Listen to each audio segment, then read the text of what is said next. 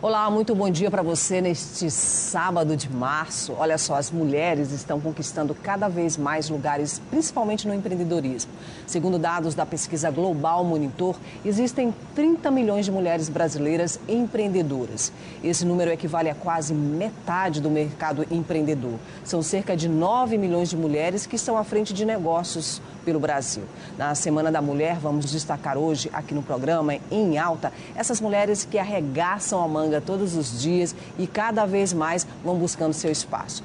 Para o nosso bate-papo de hoje, estão aqui comigo a advogada Caroline Caetano, que também é presidente da Comissão de Promoção da Igualdade Racial da OAB, e também a atriz Claudiana Cotrim, que ministra oficinas de teatro sobre o tema Ator, Autor, Autonomia. Bom dia, gente. Bom dia, muito obrigada. É um grande prazer receber vocês aqui nessa semana, né, que é uma semana extremamente emblemática e que eu costumo dizer não é a semana da vitimização, né, como muitos aí tentam colocar a nossa posição, né, durante essa semana, mas é uma semana sobretudo de reflexão, né, sobre essa temática da mulher e nosso espaço aí na esfera pública. Então eu tenho o maior prazer de receber vocês aqui, mulheres atuantes aí no direito das mulheres, né, e na vida, né, nos espaços públicos, para que a gente possa discutir o nosso papel social. E eu queria chamar aqui um VT, né, para a gente começar nosso bate-papo, que fala muito o porquê ainda dessa luta que a gente tem que travar, né? Nós mulheres ainda somos vítimas, né, desse machismo estrutural, portanto, muitas mulheres ainda morrem no Brasil e no mundo por conta disso. Vamos ver?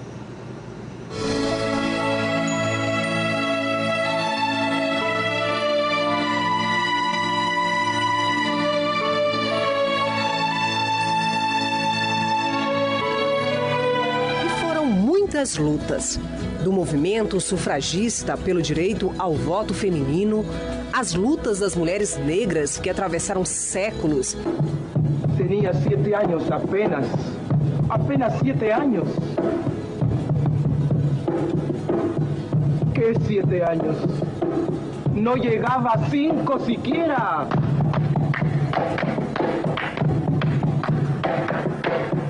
De pronto unas voces en la calle me gritaron negra. E as trabalhadoras que morreram queimadas em uma fábrica têxtil em Nova York em 1857. A violência contra a mulher é definida como qualquer ação ou conduta baseada no gênero que cause morte, dano ou sofrimento físico, sexual ou psicológico à mulher, tanto no âmbito público como no privado. Além das violações aos direitos das mulheres e à sua integridade física e psicológica, a violência impacta também no desenvolvimento social e econômico de um país. No Brasil, estima-se que 8 mulheres são vítimas de feminicídio por dia. Este número coloca o país como detentor da 5ª maior taxa no mundo, de acordo com a Organização Mundial de Saúde. São 4,8 casos de feminicídios para cada 100 mil mulheres. Os registros mostram que em 2019 foram 48 mulheres mortas, 2020, 60 mulheres, 2021, 57 e em 2022 já são 9 casos de feminicídio registrados. A violência contra a mulher ela existe desde que o mundo é mundo. Então as coisas realmente que foram construídas passaram a ser entendidas como naturais. Então, assim, inclusive, a violência foi passada de geração em geração como natural e como fazendo parte da personalidade do homem, da personalidade da mulher. Então, a gente sabe que a coisa está tão entranhada na nossa cultura, na maneira como nós nos relacionamos, que mesmo pessoas que já têm um nível cultural mais alto, que têm um acesso à informação mais fácil, ainda assim elas não se percebem praticando atos que são preconceituosos, machistas, porque aquilo está muito entranhado, porque elas vieram de uma família que era machista, tiveram mães e pais machistas também, estão num ambiente que continua a ouvir piadas machistas, que continua a discriminar ou menosprezar a capacidade e o valor da mulher em função dessa cultura em que está inserida, que inclusive, apesar de ter um nível de informação, o nível cultural mais alto, está se relacionando, está dentro de um relacionamento que é abusivo e que não consegue identificar com aquele relacionamento abusivo. O principal marco legal do enfrentamento da violência contra a mulher é a Lei Maria da Penha. Mesmo depois de 12 anos de sua implantação, das delegacias especializadas e da Casa da Mulher Brasileira, esse é um fenômeno que ainda assusta, silencia e mata. Os dados trágicos revelam que a cultura do machismo continua dominante.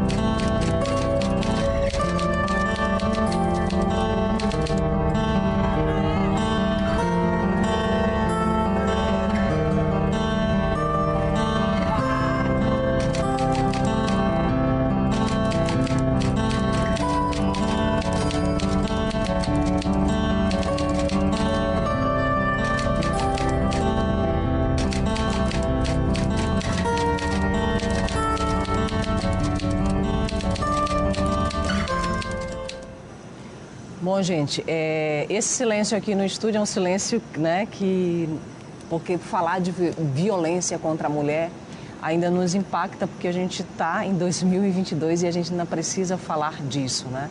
Então, a construção, né, de toda uma discussão em torno da mulher e do combate a esse machismo estrutural, né, precisa ainda estar inserido, né, na nossa sociedade, né, precisa estar inserido ainda na nossa vida, né, ainda é um espaço conquistado e a gente parece que está longe de 1857, quando aquelas mulheres foram queimadas nas fábricas, né, mas a gente ainda vê isso acontecendo nos dias de hoje.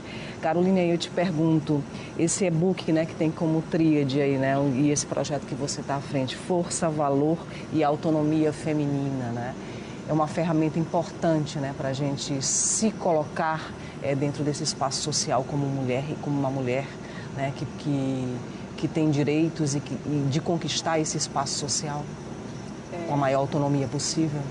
Primeiro, fazendo esclarecimento, né, não é um projeto meu enquanto advogada, é um projeto da instituição, é um projeto da OAB Maranhão, encabeçado aí pela Comissão da Mulher e da Advogada, que é uma comissão que existe dentro da OAB com essa, como a gente diz, com esse destaque da atuação social voltada não só para nós, mulheres advogadas, mas para todas as mulheres que estão inseridas na nossa sociedade. Então, ao longo do último ano, da pandemia, nós desenvolvendo várias atividades sociais, inclusive em parceria com a Casa da Mulher Brasileira. Nós tivemos uma parceria na qual atuamos na Casa da Mulher Brasileira pelo prazo aí de 6 meses, no qual nós pudemos estar atuando, né, tendo contato com essas mulheres em situação de violência diariamente. E a partir daí desenvolvemos junto às nossas outras comissões uma série de ações dentro da OAB, né? Pelo empoderamento,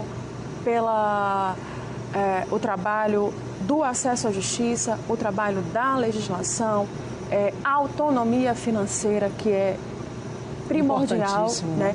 Imprescindível para a vida das mulheres, e vem aí casar com o tema do que é o empoderamento, empreendedorismo, valoração dessa mulher. Então, assim, a gente tem, se abre um leque para a vida dessas mulheres que muitas vezes só estão com o ambiente no qual elas estão inseridas, o foco é só se sentir vitimizadas, como a gente falou no início dessa reportagem, né?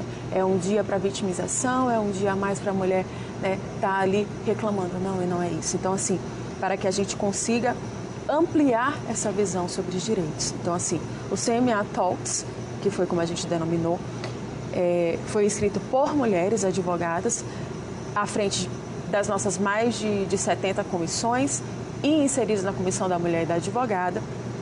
A minha, especificamente, com o recorte racial, a Comissão da Promoção e da Igualdade Racial, na qual a gente trabalhou o recorte do empreendedorismo feminino negro, né? O afroempreendedorismo. Certo. Claudiana, eu penso que no mundo das artes, né, conquistar esse espaço também é desafiador para as mulheres, né? É verdade. Olha, bom dia, é um prazer estar aqui nesse programa. Bom dia a todos. Enquanto eu vi a matéria, eu fiquei pensando, realmente esse silêncio me interessa bastante, né? como que hoje a gente ainda fica impactada, mesmo sabendo de todos esses números. Nas artes não é muito diferente, né? Esse espaço que a gente precisa conquistar. E se falou muito em autonomia. E eu tenho um trabalho que é uma metodologia que eu desenvolvi que chama Ator, Autor, Autonomia. E eu fiquei pensando como que isso está ligado, entrelaçado. O meu trabalho não é exatamente preparar o corpo do ator, mas preparar o corpo do ser humano, da mulher, do homem. E munido disso, dessa autonomia, né, desse conhecimento importante que a gente tem que ter diante desse nosso corpo, desse templo, né?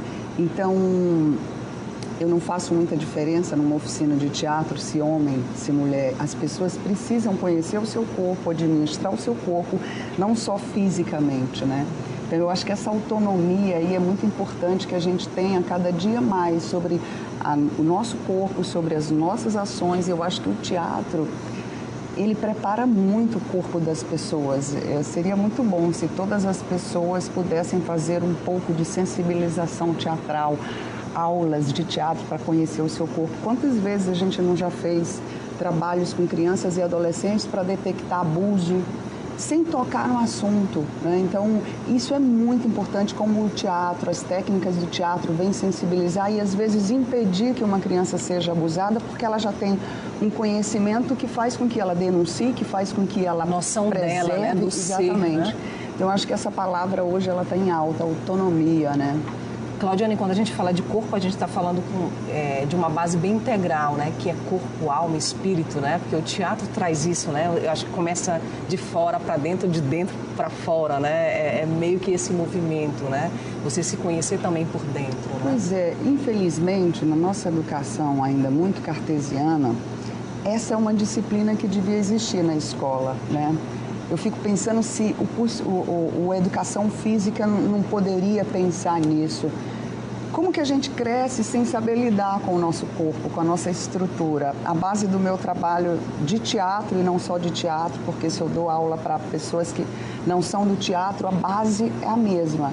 Entender esse corpo, a partir da tríade, pisar, olhar e respirar. Como é que eu entendo esse corpo nesse espaço, né?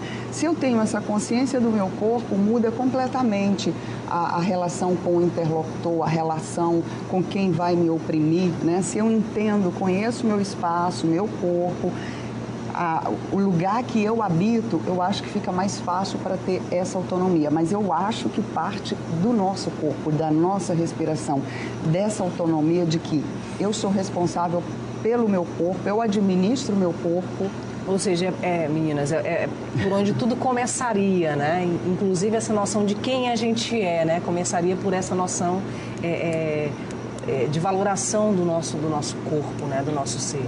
E vem disso, a fala da Claudia, assim, vem do que é a nossa construção atemporal, né? Não é só desse local onde eu, Carol, né, vim inserido, a Claudiane, esse nosso tempo vem da nossa ancestralidade, aquilo que está posto antes de nós, né? Aqui quando passou esse take e no início da fala a gente vem falar do que é esse machismo estrutural, né? E isso nos remete a isso do que está entranhado na estrutura da nossa sociedade e que é incutido na mente humana, né? Nos nossos movimentos, nos nossos corpos, desde que nós chegamos aqui. A gente já recebe essa cartilha, é assim e vai permanecer, né? E quando se passa por um processo de violência, e para isso não tem idade, infelizmente a gente tem diariamente notícias de agressões e violência, né, contra corpos, da criança até a pessoa mais idosa dentro da nossa sociedade. Então, assim, não é um privilégio de nós, mulheres, sermos violentadas e que pese nós sejamos um dos focos principais por conta do machismo estrutural, no qual o machismo é essa visão de que eu tenho um gênero superior ao outro. E isso, sim, histórico-cultural, porque vem dessa estrutura que a sociedade é fundada sobre a pedra fundamental do gênero masculino. Então, se tenta, por força, seja física, psicológica, se manter essas raízes. Então, desse conceito de superioridade continua sendo reproduzido, entranhado nas nossas estruturas, que vai além. Vamos ficar aqui na cultura do machismo, que é a reprodução dos comportamentos, mas que isso vai ser reproduzido para o mercado, nas nossas profissões, com a reprodução, quando a gente começa a militar por direitos, mas por direitos das mulheres na sociedade. A gente viu aqui a fala de mulheres negras violentadas, aí sofrem a violência física, o sexismo, a violência sexual e ainda mais o racismo. Sim. A gente viveu no Brasil uma exploração do sexo feminino e da mão de obra negra no Brasil muito intensa. E isso se mantém. Então, assim, quando se passa a brigar pela uma igualdade, na verdade, a princípio não uma igualdade no mercado, mas uma abertura nesse espaço para que as mulheres pudessem trabalhar, serem jornalistas, serem artistas, sejam advogadas, cantoras, escritoras, o que seja. E aí, o que se barra, né? Não querem ser como nós, então a disputa de força é a mesma. Então, assim, a diminuição do gênero masculino para deixar a parte, para dizer você não é capaz. Isso no mercado e ainda mais nas instituições de acesso à justiça. Certamente, a legislação que ampara, a gente veio com... A gente fala que nós temos muito auxílio da mídia para que a comoção faça com que isso vive legislação. Ainda que anteriormente a gente tenha dito uma violência física é crime. Independente, é por uma mulher, contra um homem, não. E aí, quando a gente tinha anteriormente contra a mulher, não, mas o que foi que aconteceu naquele contexto familiar para que essa mulher tivesse sido violentada? E a gente ouve isso diariamente, não foi só lá naquela época, ou anteriormente, quando a gente vai discutir, as mulheres perguntam, chegam pra gente, não, doutora, quando a gente estava na Casa da Mulher Brasileira, eu registrei sábado, mas eu tô vindo aqui segunda-feira, porque não foi bem assim. Ele não me agrediu fisicamente, né? Ele é meu marido, a gente discute como toda a família. E aí, quando você chega nas instituições de acesso à justiça, e a gente tem ali dentro também o machismo entranhado, porque você não vai reformular da noite para o dia todo um corpo de pessoas que trabalham ali. Então, essas pessoas têm a sua cultura, a sua construção Sim. de como deve ser. Então, essas pessoas muitas vezes também têm o pensamento parecido com a vítima. Não, tente entender, tente resolver, e essa pessoa volta atrás no combate a essa violência. Então, tudo muito vinculado e que parte sim, né? E é que porque a multidisciplinariedade que está no CMA Talks e está aqui nessa minha parceria com a Claudiana, né?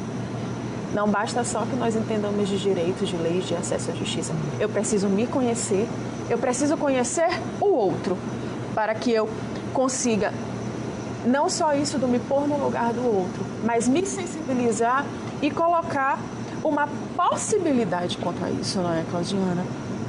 Eu queria colocar uma frase aqui para a gente poder falar, é de uma das minhas mulheres maravilhosas que eu amo tanto, né? A palavra é meu domínio sobre o mundo, né? É Clarice falando isso pra gente, deixando aí um legado maravilhoso pra gente aí, né? E quando ela fala dessa questão da palavra, e você fala, tudo no mundo começa pela figura masculina, né? As estruturas, e a gente vê isso muito arraigado, Claudiana. Eu queria te fazer essa provocação também, né? Essa provocação para vocês duas, né? Do ponto de vista religioso, de uma construção religiosa, né? O mito do homem está ali, né? O Adão lá feito, né? A imagem e semelhança de Deus, né? E a mulher já vem ali da costelinha, né? Do negócio, né? Tem toda uma construção aí que já traz a base, né? Da nossa existência humana do ponto de vista religioso, centrada no ser masculino, não é isso? Como é que você vê essa questão? Olha, eu nasci numa família muito grande. Eu tenho 8 irmãs mulheres e a minha mãe, e 4 homens. Então são 13, né? Eu sou a 12ª filha. E a minha vida toda eu pensei que o meu pai fosse a grande figura, o rei.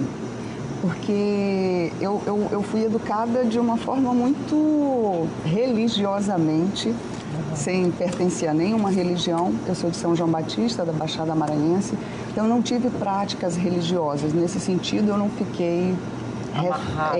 Absolutamente, mas fiquei amarrada por uma figura masculina que ditava regras e eu cumpria. Não tinha como argumentar e contra-argumentar.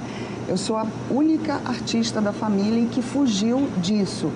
E vendo essa frase, a palavra meu domínio sobre o mundo... Porque a palavra, ela desconstrói muita coisa, né? Totalmente. E agora, depois que o meu pai partiu, eu cheguei à conclusão que aos 92 anos a minha mãe sempre foi a grande pilar, a grande rainha, assim, a mulher.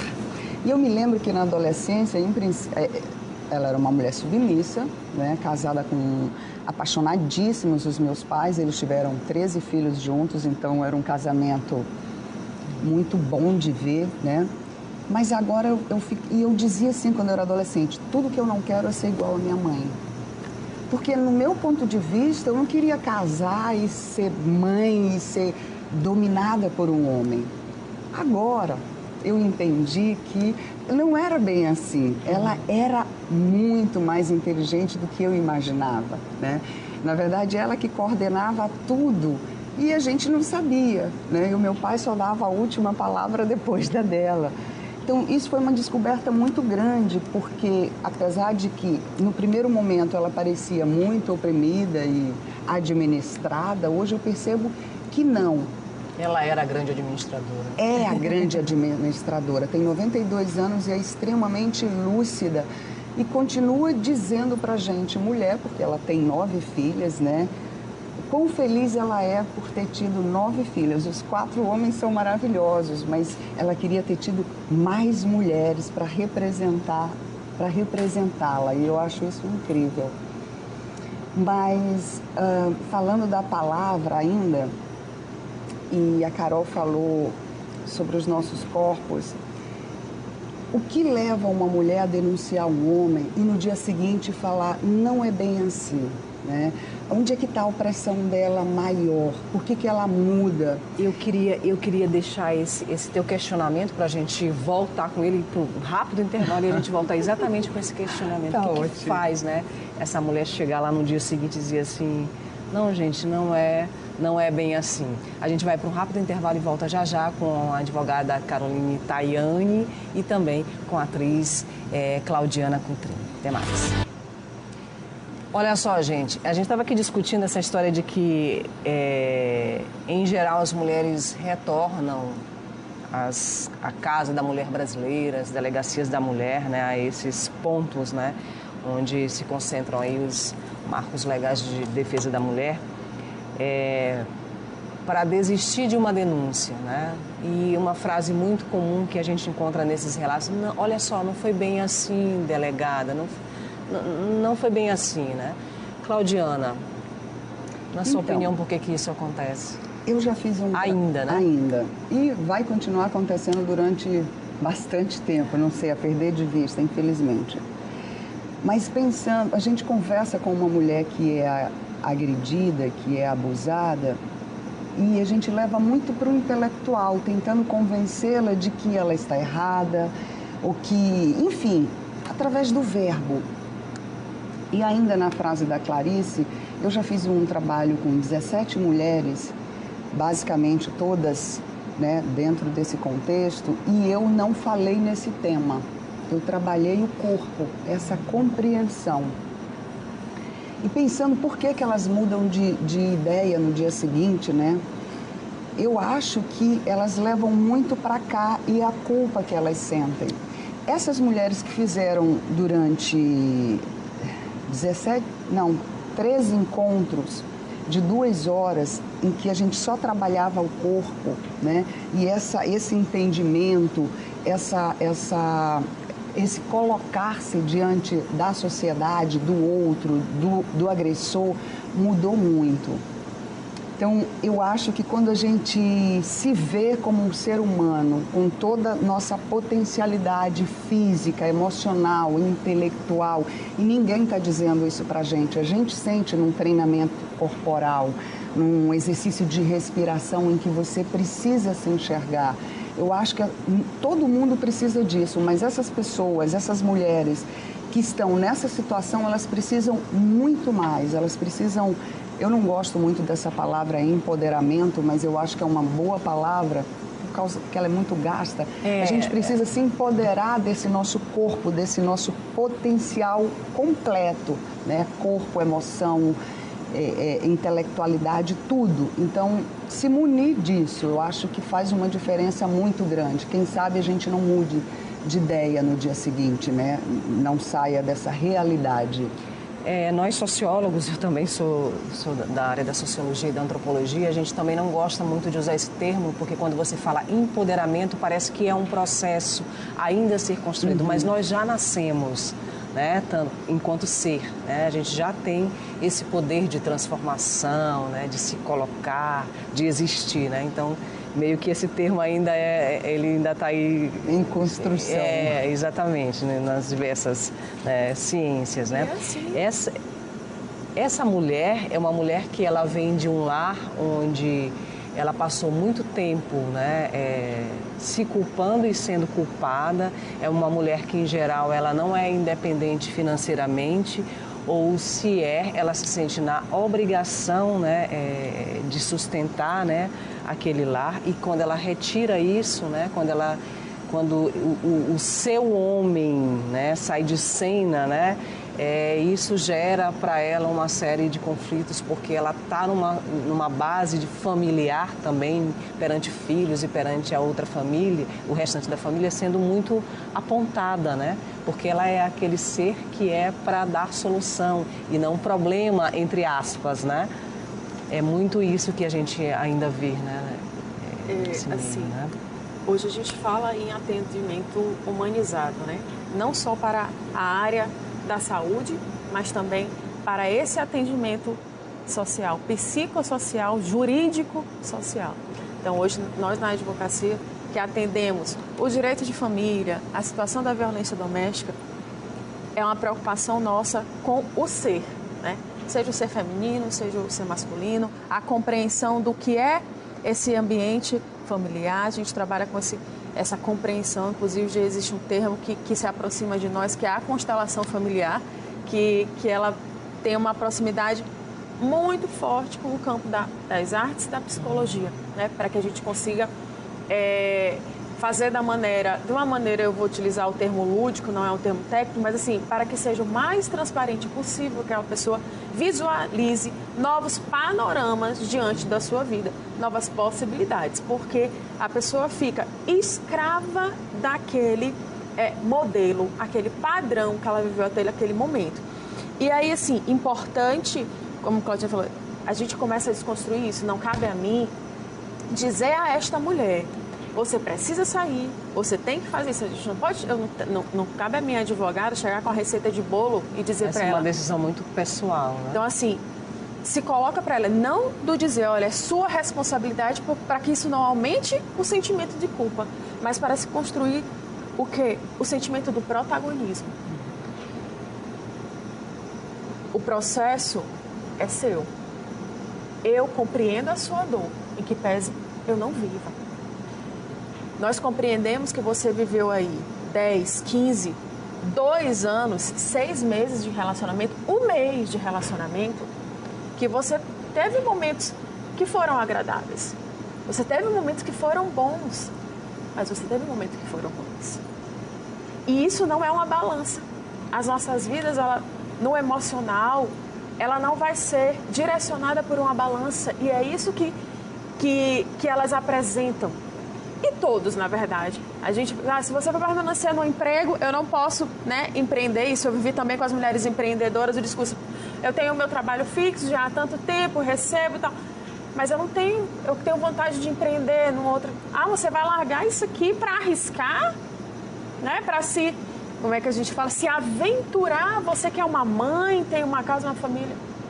É o processo, a mesma coisa o julgamento. Nós compreendemos, mas cabe a você. Você precisa decidir se você está preparada a romper com isso. E muitas vezes elas não estão. E está tudo bem. E a Casa da Mulher Brasileira hoje, a OAB hoje se põe à disposição, e há outros espaços na sociedade, conselhos, casas de acolhimento, que estão ali para aquela mulher. Ela volta para casa e depois ela chega lá escondida, nós estamos ali para ouvir. E não para dizer para ela, para perguntar para ela, você se apanha todo dia ou você é violentada emocionalmente todo dia, você volta para lá. Mas eu tenho que compreender que a realidade dela não é a minha. Talvez aquela realidade seja o único panorama que aquela mulher tem. Então ela não consegue ver um futuro fora dali, ela não consegue ver que talvez ela possa recomeçar a vida. E isso é muito dolorido, isso é dolorido para nós. Por exemplo, eu se fosse hoje, vou decidir que não vou decidir trabalhar com Claudiana, vou ser artista. Largar toda uma carreira de advogada que já está aqui pré-estabelecida. E para essa mulher que foi mãe, foi esposa, ou foi namorada, ou foi companheira, e ela vai dizer, não, eu vou sair. É dolorido. E aí nós temos uma lei, um programa de proteção a vítimas e testemunhas de crime, também se aplica às mulheres, que às vezes as pessoas dizem, mas por que não se insere? O programa está aí. Mas eu digo, senhoras e senhores, o programa de proteção a vítimas e testemunhas, a pessoa ela vai precisar abrir mão de toda uma vida. Ela vai mudar de nome, tirar parentes, conhecidos e familiares. E há quem diga, mas precisa tudo isso? Precisa, né? E ela precisa estar preparada, porque quando ela faz isso, ela vai perder a única rede de apoio humano que ela tinha no local onde ela estava inserida, para ir embora. Então, dentro desse contexto da vida feminina, do ciclo de violência, e aqui não é só para falar de violência, mas assim, nós precisamos criar caminhos para que ela consiga ir almejando novos futuros, criando novas possibilidades, sem que ela precise fazer disso um novo processo de violência. Né? Seja porque eu vou romper, vou me mudar para uma cidade, é um novo processo de violência, correndo o risco de ir em um outro local, ela se submeter a uma situação parecida. Então, porque ela foi acostumada, né, nesse ciclo, né? Então, assim, criar possibilidades aqui, né, dentro desses. Quando se fala em atendimento humanizado, e aí você trouxe um exemplo da constelação familiar, que eu acho que realmente é um atendimento humanizado. Na constelação familiar, que é uma técnica, uma dinâmica, uma terapia, que faz uma demonstração da situação, quase um melodrama, existe uma representação. E ali tem bastante a presença do teatro. E me vem a palavra realidade, né? O que é real? Porque eu acredito que essas pessoas, quando estão nesse lugar, elas perdem esse parâmetro de realidade, porque ela está fechada. E quando você vê a sua questão, a sua história sendo representada por outras pessoas ali, você diz assim, não é possível que isso seja a minha vida. É tão emocionante. O teatro de opinião trazia muito isso e traz muito isso, muito. Né? E ver esse trabalho chegando a vocês, técnicos, é muito bom. Isso sim eu chamo de humanização, porque essa conversa aqui é no pensamento de encontrar saídas, de ajudar uma mulher, uma pessoa que seja, né? Então, eu acho que uma frase do Jorge Luiz Borges que eu gosto, o homem é afinal as suas circunstâncias. Então, se tem uma mulher que escuta que percebe que se ela se relacionar com o seu corpo e distanciar esse problema, tirar dela e ver em outra pessoa, né, que seja numa constelação ou no cotidiano, eu acho que faz uma diferença muito grande, né? Quando a gente coloca para fora, vai para a realidade, porque a nossa realidade, o que a gente vive, só a gente sabe, é uma prisão, né? Não é real, é prisão. Então, eu acho que o atendimento humanizado é lindo dessa forma.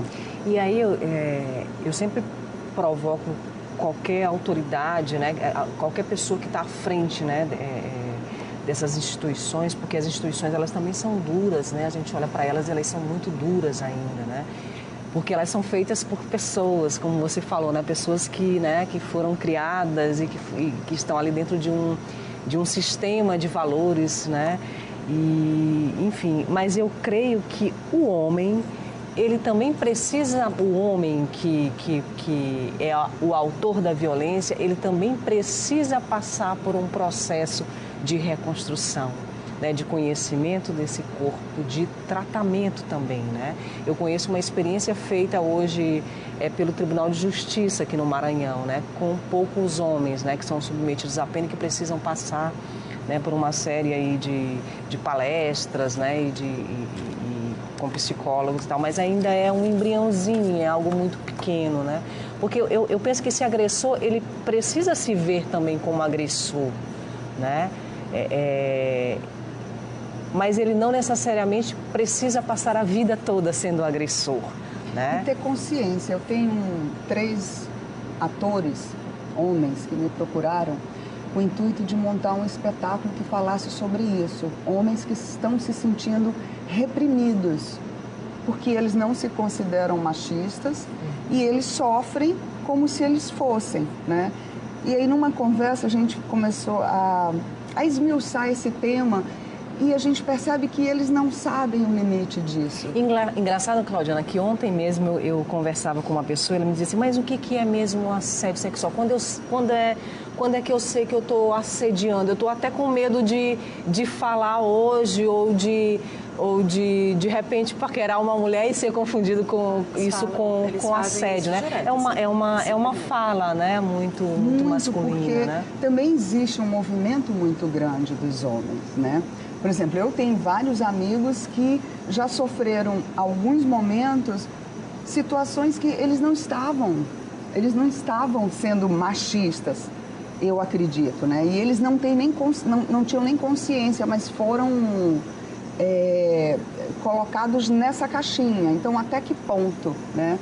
Eu não sei, eu acho que vai chegar um momento que a gente não vai mais precisar falar desses temas específicos, né? Sim. Porque realmente o homem nesse lugar é um lugar muito delicado. Ele precisa também de ter muito conhecimento do seu corpo, das suas emoções. Num lugar onde o homem não pode dançar, não pode chorar, não pode expressar os seus sentimentos, como é isso?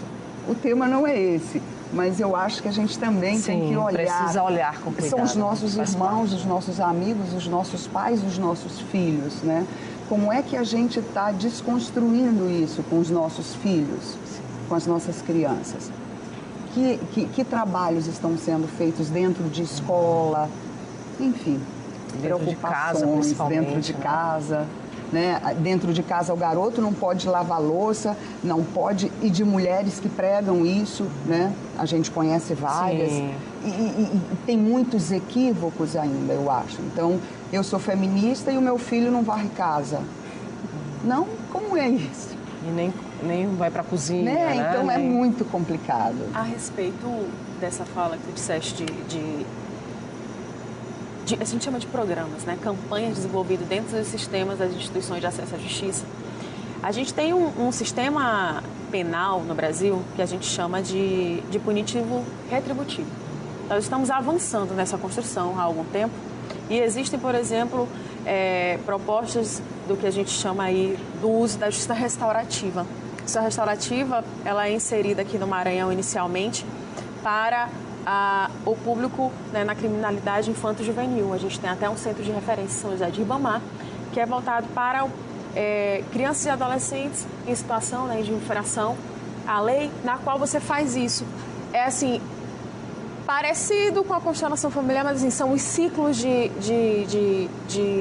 diálogos, onde você vai conversar com essa pessoa, vai dialogar a respeito do que aconteceu, você insere as partes daquela situação de violência. Por exemplo, eu tenho a vítima, eu tenho um agressor, eu tenho um mediador. Então, assim, você vai fazer aquela mediação para que as pessoas compreendam, né? Em que medida me atingiu, em que medida me feriu, de fato eu me arrependo. Então, assim, você disseca né, sentimentos e ações e traz a possibilidade do perdão, além de uma medida socioeducativa para um adolescente, né, infrator. E aí, assim, no âmbito adulto, né, para os maiores de 18 anos que estão inseridos aí no nosso Código Penal, a gente tem, para crimes, que a gente fala assim, as possibilidades da pena, aplicação de multa, temos as penas restritivas de direitos, que são, né, alternativas, mas também que não cabem para todas as situações. No que diz respeito à violência doméstica, por ser seríssimo, a gente não permite certas substituições quando é para outros crimes. Por exemplo, uma indenização pecuniária, que a pessoa venha, pague com cesta básica, assim, como se fosse uma medida educativa. Para a violência doméstica, a gente precisa tratar com mais cuidado, porque são vidas. Com certeza. Mas, em paralelo, nós desenvolvemos campanhas que podem ser. E aí, associado à pena que foi imposta, no momento aí já no final desse julgamento, desse infrator, você pode associar que ele participe, seja assim, cumulado para que ele tenha certos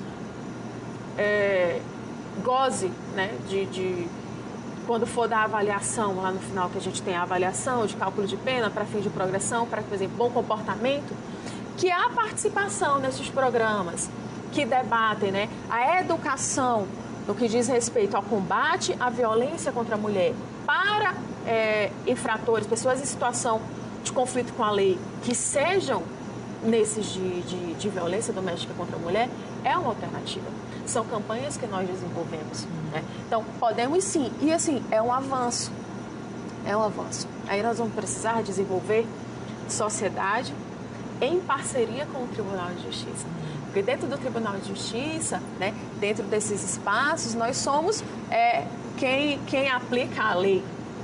E cabe a nós, com a nossa sensibilidade, enquanto sociedade, dizer, olha, só a lei pura e seca do que é o nosso não, tradicional não é o suficiente para resolver. Nós precisamos reeducar e existem, sim, campanhas que nós podemos fazer, como essa que você mencionou.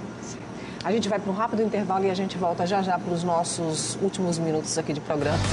Em alta, e aqui 3 mulheres discutindo mulheres e os nossos direitos e a nossa posição aí na esfera pública, né?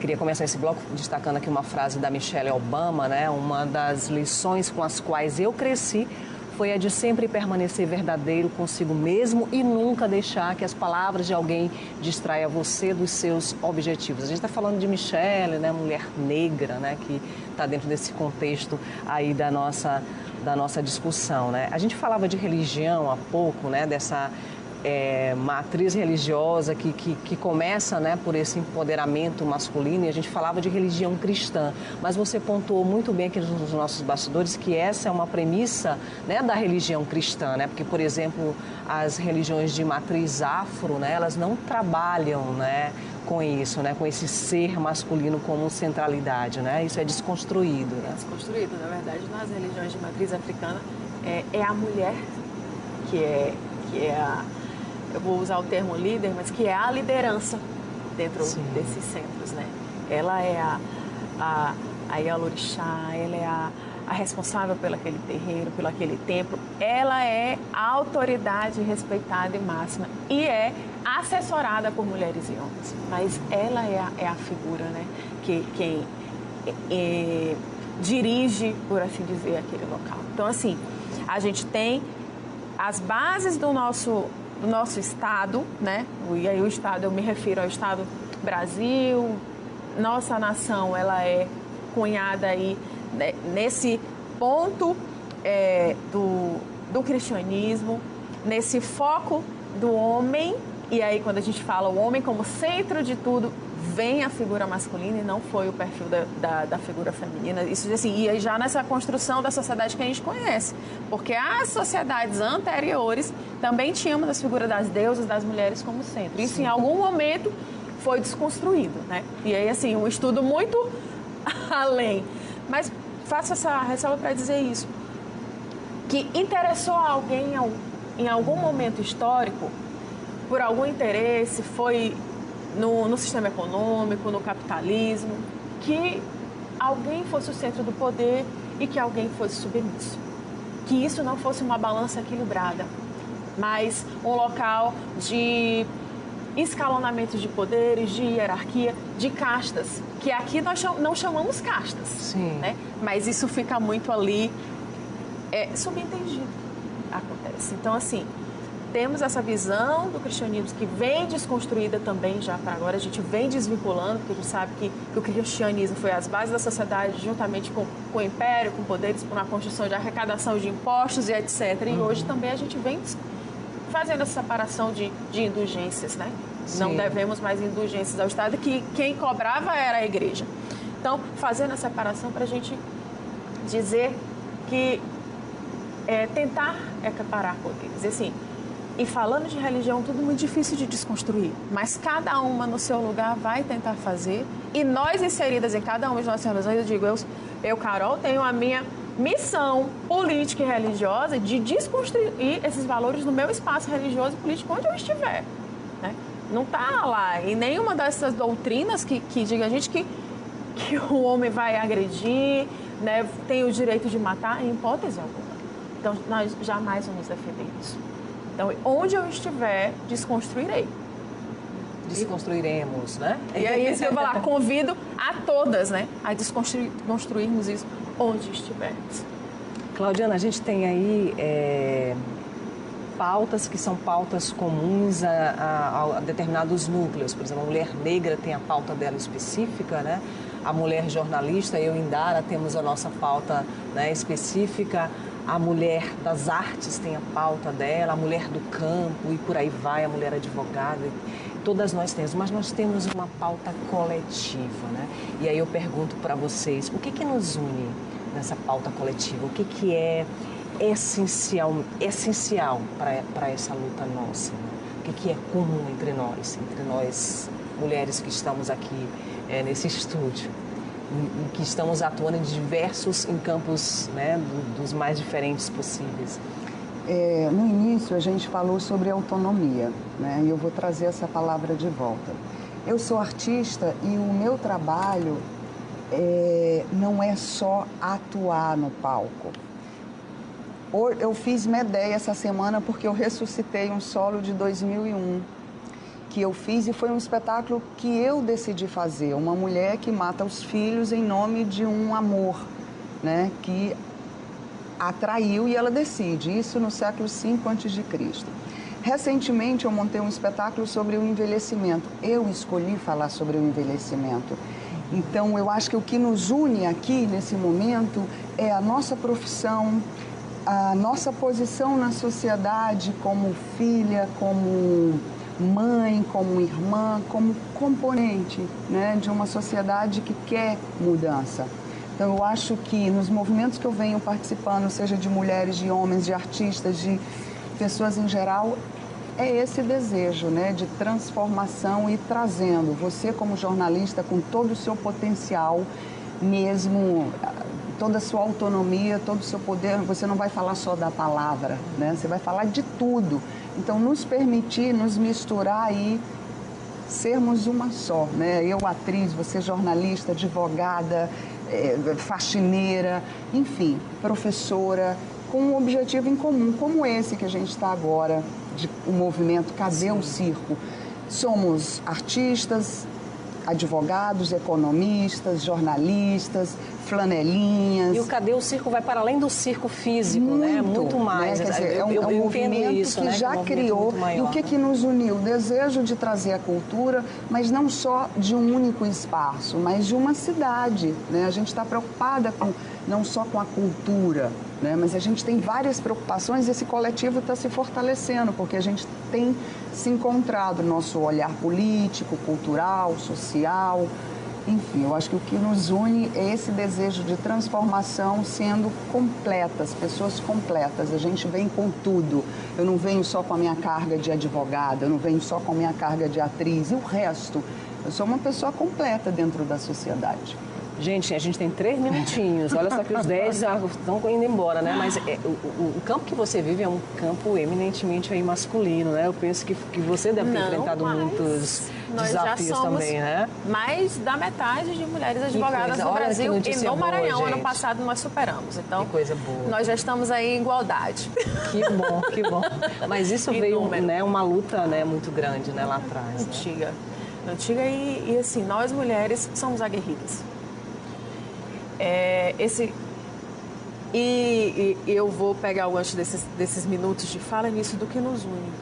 O que nos une em nossas lutas e em nossos espaços é esse desejo da felicidade, o desejo de ser feliz naquilo de onde estivermos, de onde executarmos. Então, eu quero ser feliz e eu quero poder ter o direito de ser mãe e ser feliz naquilo. De ser esposa, de ser advogada, de ser jornalista, de ser artista, ser feliz. E eu quero poder ocupar esse espaço fazendo isso com excelência, amor e ser feliz nisso. E cabe às nossas lutas, à nossa militância, é essa garantia. Porque, inclusive, o direito de ser feliz nos nossos relacionamentos, seja com quem principalmente. For. É isso que eu ia dizer. Então, assim, quando eu garanto a essa mulher, sofreu sim violência, tem uma carga difícil, às vezes ela vem sofrendo violência desde que ela é criança. A gente não sabe essa história, como ela foi criada, o que ela viveu, onde ela trabalhou. A gente tem um histórico grande no Maranhão de crianças que foram empregadas domésticas uma vida toda. Então, para ela sair dessa vida de exploração, ela casou e foi ser a esposa doméstica. Então, assim, esse desejo de ser feliz para que a gente garanta uma boa vida.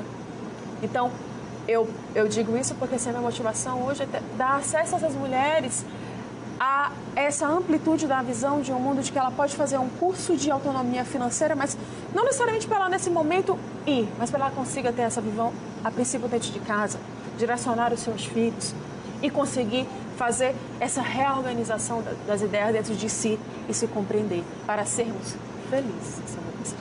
Que sejamos felizes, né, gente? A gente tem 1 minutinho aí. Eu queria muito agradecer a participação de vocês aqui. Olha só, vocês disseram 50 minutos, é muita coisa, mas passa tão rápido, né? A gente poderia passar outros 50 minutos aqui, dizer. Porque há muito a dizer e eu penso que durante toda a nossa existência ainda vai ter muito a dizer e que a gente tenha essa capacidade, né, de construir, né, um caminho melhor para os nossos filhos e filhas, né?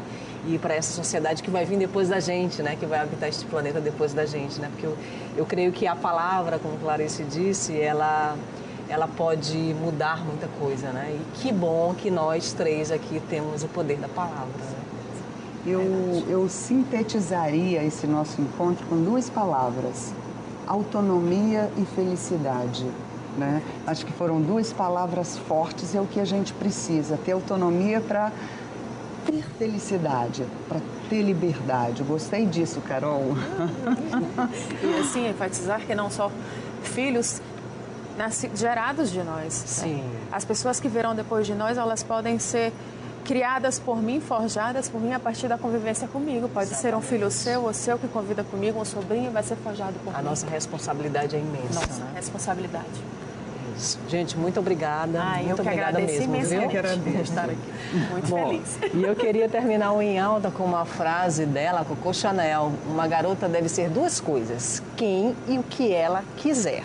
Então, que fique esse recado aí para nós, mulheres e homens, em busca da construção de uma sociedade mais justa, mais equilibrada, com mais equidade, com mais direito e com mais autonomia e felicidade. Não é isso, gente? Um ótimo final de semana para vocês e até o próximo sábado com mais um tema aqui no nosso Em Alta.